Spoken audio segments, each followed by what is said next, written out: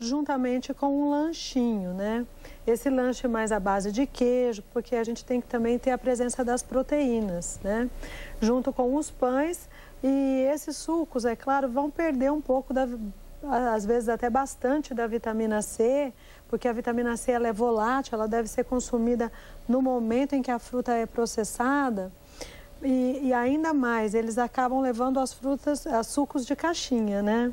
Mas não há muito que se possa fazer, porque infelizmente, na maioria das cantinas, a qualidade dos lanches oferecidos lá são ruins. E quando a gente manda, também nós encontramos a resistência das próprias crianças, né? Porque eles veem um amigo levando salgadinhos em pacote, coisas que realmente não são indicadas. Esses a gente tem que retirar.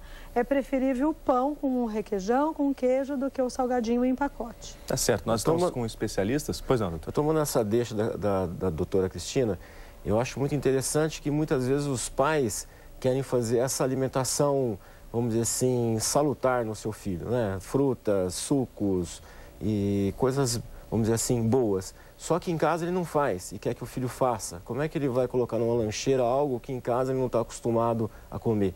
Que não está acostumado a ver o pai e a mãe, vamos dizer assim, ingerir? É claro que ele vai recusar, não é? Tem que dar o exemplo dentro de casa, né? É claro.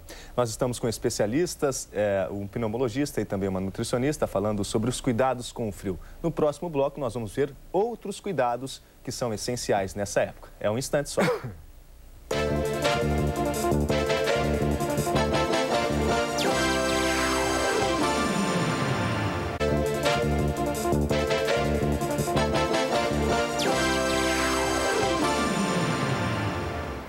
Essa é a última parte do nosso EPTV Comunidade e hoje o tema em debate é o frio. No inverno, o organismo dá sinais de mudança, conforme nós vimos aqui já nos blocos anteriores, e por isso alguns cuidados são essenciais. Além da alimentação e das doenças respiratórias, o cuidado para não tê-las, é preciso ter cuidado também com a pele e com os cabelos. É o que você vai ver na reportagem agora e algumas dicas úteis para o seu dia a dia. Todo ano a situação se repete. É só o frio aumentar que o corpo começa a dar sinais de mudança. Sinto tanto o cabelo como a minha pele também. E nós temos, muitas vezes, o uso exagerado e abusivo da água quente no banho. Preferir sabonetes líquidos ou sabonetes infantis e, se preferir os sabonetes em barra, neutros ou hidratantes. Não se esquecer de usar o filtro solar, porque o sol de inverno é tão nocivo quanto o sol do verão, mas é aquele sol silencioso que a gente não percebe porque a ação térmica está diminuída pelo próprio vento.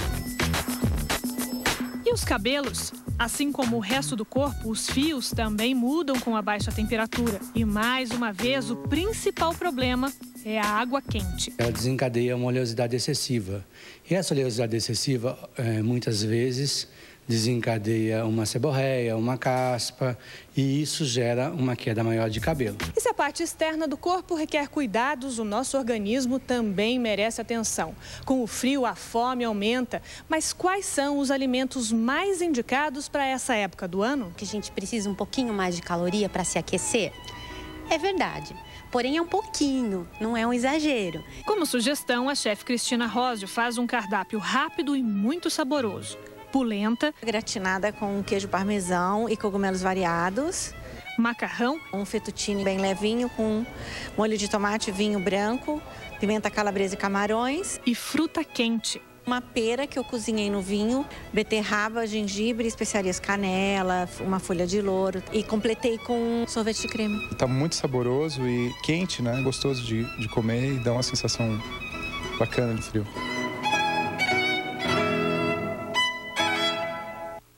Deve estar boa. Tá de manhã, mas já dá água na boca, né? Esses pratos mostrados aí. São pratos importantes e nutritivos, né? O macarrão com os frutos do mar, né? Com certeza. Mas é um prato caro. É um prato caro. A gente pode torná-lo mais econômico consumindo o macarrão com um molho de tomate fresco, macarrão com manjericão. Porque o macarrão com manjericão e tomate, ele não é tão calórico. O que nós temos que tomar cuidado é com os tipos de molhos. Por exemplo, molhos com catupiry ou com gorgonzola, o queijo parmesão, esses a gente tem que evitar, né? E como ela disse, a quantidade é o carro-chefe, é o fator determinante. E lembrando um pouquinho dessas quantidades, o abacate é um alimento que ele consegue modular a fome, ele tem sido usado, é muito pesquisado, como um diminuidor da fome e também melhora a pele, porque a nossa pele ela é feita de gordura. O abacate é rico numa gordura muito saudável, é um alimento que a gente pode colocar na nossa refeição agora no inverno. Adequadamente também, né? De uma forma adequada. Pode adequada. exagerar também no abacate. 3 colheres de sopa é o suficiente. Por dia? Né? Por dia. E geralmente se usa no final da tarde para diminuir esse apetite, a compulsão. Ele tem uma substância que modula essa compulsão. Tá. Agora eu quero saber, doutor, das crianças, os bebês propriamente ditos. Muita gente encapota as crianças nesse frio, coloca muita roupa porque acha que a criança, o nenezinho, vai sentir mais a consequência desse tempo. Isso acontece ou não? Acontece com muita frequência, né?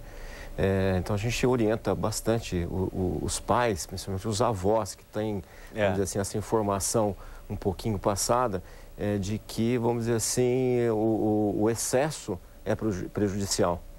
E também o contrário é verdadeiro. Se você deixar ele sem, vamos dizer assim, um agasalho, isso vai ser também maléfico para essa criança.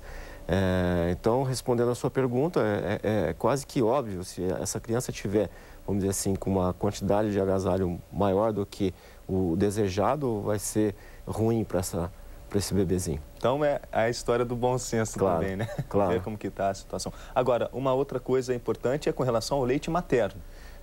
Ajuda bastante, né? Com os nutrientes, com a imunidade. Muito, muito. Eu acho que na nossa região, onde que há uma orientação já de décadas em relação ao aleitamento materno para a população de uma maneira geral. E nunca é demais a gente sempre lembrar, a doutora Cristina estava falando há pouco, sobre esse aleitamento materno, sobre as defesas que esse aleitamento materno vai, vamos dizer assim, produzir nesse recém-nascido. Importante, né, doutora? O aleitamento materno exclusivo até o 6º mês, ele é fundamental para o desenvolvimento da imunidade daquele bebê. Quer dizer, a nossa resistência, ela está sendo preparada desde quando nós somos bebês.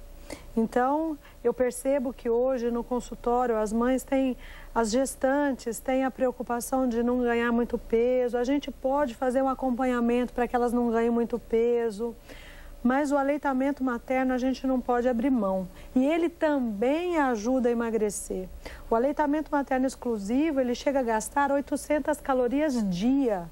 É muito mais que meia hora de corrida na esteira ou num terreno plano, vamos dizer assim, né?